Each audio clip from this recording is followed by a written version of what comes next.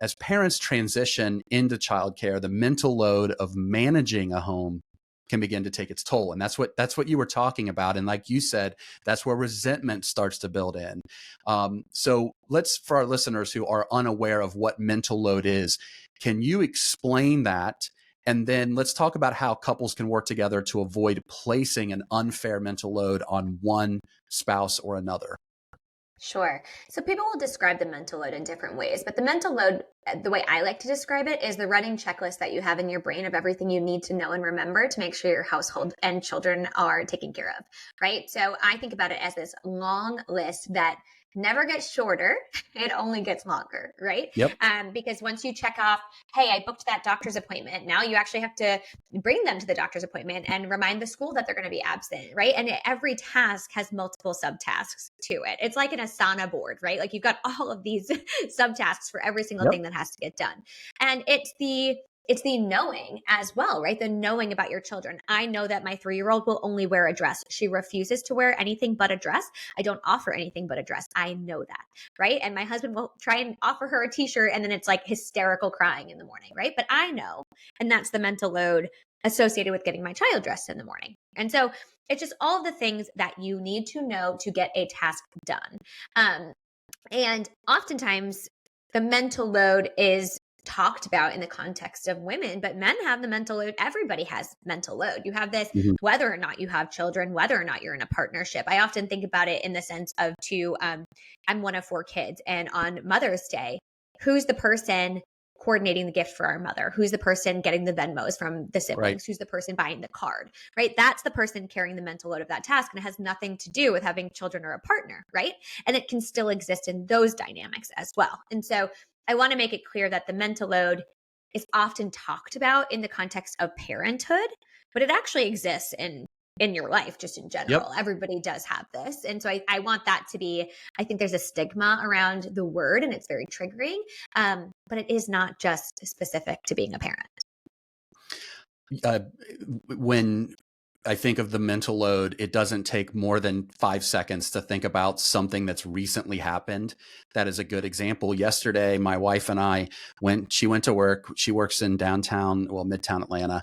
And I decided to kind of work from a place around there. And so as I start working, within 45 minutes, I get a message that my middle child, who's taking online Chinese classes, AP Chinese 2 or something that I'm not smart enough to do, is freaking out because there's a problem with the online interface. And so what does that mean?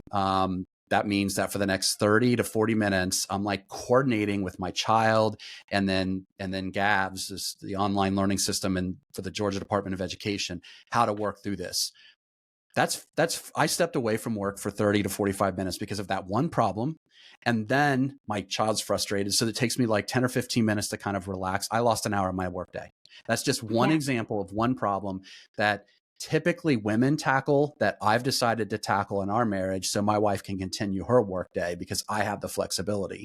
And they go on and on and on, whether it's doctor's visits or our washer broke. There's something wrong with our washer. So what does that mean? That meant for 2.5 hours, I'm going to YouTube. I'm trying to figure out how to fix the washer. And these things add up. And if we don't shoulder that fairly between our spouses, how can we expect our spouse to shine at work if they're the ones that also have to keep the house running? Anyhow, sorry. Again, you hit another passion point for me. Yeah, somebody DM'd me the other day with an example that I thought was really good because oftentimes I think most parents are very well-intentioned, right? And women it's been ingrained in us that our ultimate job is to be the caretaker, the mother, the martyr. It's our job to do everything for everyone. But women are raised that way. And oftentimes men are raised to prioritize work, right? Like they are told, you need to have a great career. You need to earn a lot of money. You need to support your family financially. That's your job.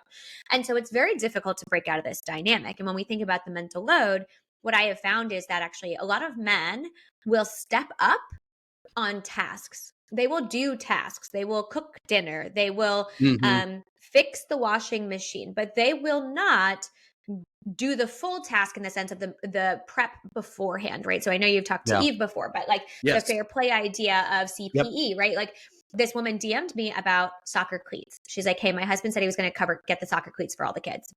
or make sure we had soccer cleats for all the kids. And she's like, and I get my son ready for soccer practice on Thursday, and I realize he doesn't have any soccer cleats. And she says to her husband, hey, where's the soccer cleats? And he's like, oh, they're right there. I checked. They're in the drawer. And she said, but those are last year's. They don't fit him anymore. So those aren't his cleats, right? And so Yep. he checked. There were cleats. He didn't know if they were the right size. He didn't make his kid try them on. He didn't confirm with his partner whether they were the right size or not, right? So he did part of it, but not all of it. He did the task of seeing cleats, but he didn't do the mental work, and he didn't have the knowledge to say, actually, let me look at these cleats. These cleats are a size 6. He's a size 8 now. They're not going to work. We need to buy some new cleats. And he probably doesn't maybe know where to buy the cleats and what kind of cleats he needs. And so it's really, and it's a small example, right? But it happens with all sorts of tasks. And so what I've seen is a lot of men say like, hey, I am a really great partner. And nobody's saying you're not. But when you do part of a task, but not the full thing, it does still create more work for your partner, right? Your partner is still attached and accountable and responsible for the work, and is not fully able to unload it. It's like when you have that employee that you're constantly having to slack and be like, are you on time for this? Did you hit this deliverable, right? If you constantly have to be checking in with somebody, then they don't own that task, right? There is no accountability. They are not working on their own, and they require you to manage them. And nobody wants to manage their partner. And nobody wants to be managed. That was that's the secret. Like, and it takes more time if you're just relying on your spouse to tell you what tasks to complete. That's what I love about, the overall philosophy of fair play of what Eve does is that you just own something. So back to my example from my child's Chinese class, I just own all things school related, period. So, and that's always just been what I've done, but anything related to school, I do it. All the forms, keeping everybody up to date with, grade cards, things like the Chinese class. And frankly, it is easier because if I own all of it, I don't have to go back and forth with my wife. Like, do we do this? Do we do that?